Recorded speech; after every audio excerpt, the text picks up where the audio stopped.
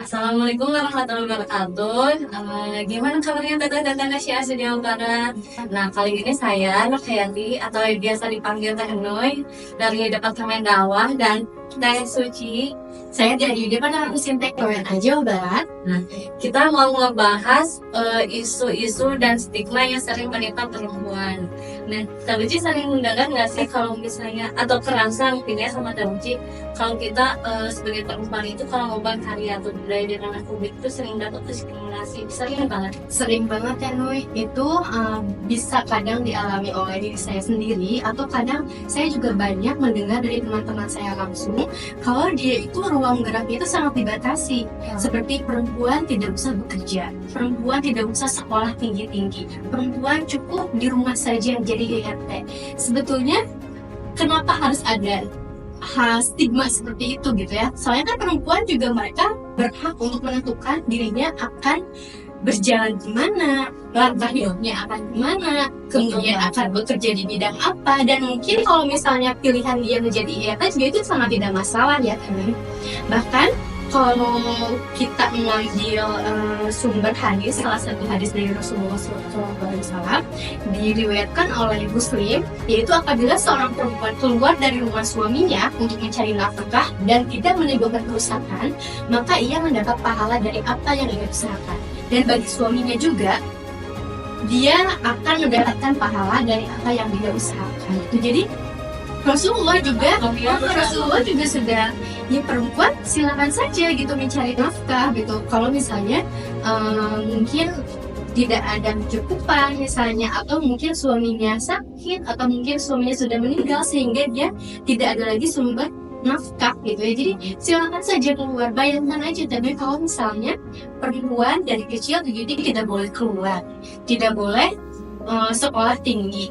Ketika hal tersebut terjadi, suaminya meninggal, suaminya tidak bisa menafkahi, suaminya juga maksudnya tidak ada, dia akan mencari kemana? Dia tidak akan terbiasa untuk mencari nafkahnya sendiri, gitu ya. Caranya dia tidak akan bisa, dia nggak mungkin tidak ada skill untuk mencari nafkah, dia tidak punya ilmu yang mumpuni untuk mencari suatu pekerjaan, itu kan bisa jadi seperti itu ya. Jadi sebenarnya kita bekerja atau berdaya itu bukan untuk menyaingi laki-laki ya, betul sebenarnya, tapi itu kayak basic life skill aja. Kalau kita sebagai perempuan juga memang harus mempunyai daya gitu dan harus mempunyai karya untuk berkarya di ranah publik gitu. Adapun misalnya kalau kita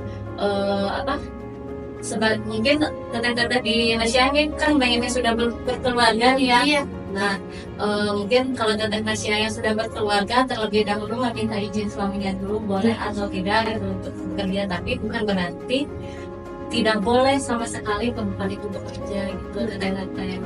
Jadi memang kesempatan perempuan untuk aktif di ruang publik itu sangat besar sekali ya, memang sangat boleh sekali. Bahkan di zaman Rasulullah juga banyak sekali loh kan perempuan yang memang sudah aktif gitu, maksudnya dia berani tampil gitu. Yang di sini mungkin saya bisa contohin kayak Aisyah binti Abu Bakar, kan salah satu istrinya Rasulullah, dimana kita tahu sendiri Aisyah itu merupakan pribadi yang kritis, pribadi yang berani, cerdas banget ya, pintar banget gitu.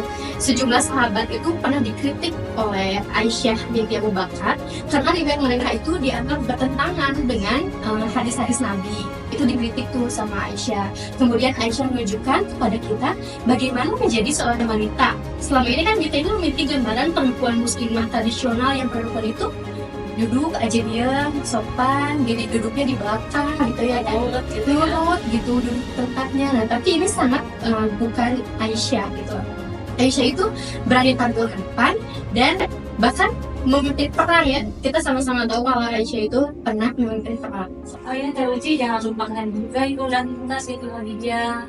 Kalau itu saudagar yang sangat kaya raya, meskipun di zamannya itu laki-laki sangat mendominasi gitu ya untuk perdagangan, tapi Ibunda Siti Khadijah itu yang mau memimpin perdagangan di Mekah gitu. Keren banget. Iya, keren banget. Itu salah satu contoh untuk perempuan yang berdaya ya teman. Aku juga punya lagi nih contoh satu lagi dari sahabat Ibu Kaab. Oh, Nah, beliau itu disebut juga Umar. Dia itu ada panggilannya, cuy. Panggilannya itu sang perisai Rasulullah atau sang singa merah. Kenapa coba disebut seperti itu? Karena saya juga paham ini pada zaman Rasulullah, mereka para wanita itu kan tidak terjun peperangan ya. Mereka itu hanya yang membawa makanan dan tinggal di. Tetapi ketika di perang Uhud, karena banyak kaum muslimin yang mundur lagi kan, sehingga para musuh itu menyerbu Rasulullah. Dan saya binti Ka'ab melihat itu, dia langsung tarik ikat pinggang di perutnya dan langsung menghampiri Rasulullah untuk menjaga Rasulullah. Dia berani pasang badan untuk Rasulullah pada saat itu dan membantu melawan musuh pada saat itu. Jadi seberingas dan seberani gitu loh saya binti Ka'ab pada saat itu gitu ya. Dan Rasulullah juga tidak, kamu perempuan tidak boleh seperti itu, nggak boleh kayak gitu. Bahkan Rasulullah juga menyambut hal tersebut gitu dengan menyuruh anaknya Zaid bin Ka'ab agar mencoba melindungi ibunya juga gitu. Seperti itu, tapi banyak sekali ya Jalan jauh tuh ya. Jadi di zaman Rasulullah sudah perempuan seberdaya itu, kenapa di zaman modern sekarang perempuan malah dibatasi ya? Iya betul. Ya masa iya gitu 2025 masih ada gitu ya yang melarang perempuan. Ketika bahkan bilang perempuan itu haram untuk bekerja gitu.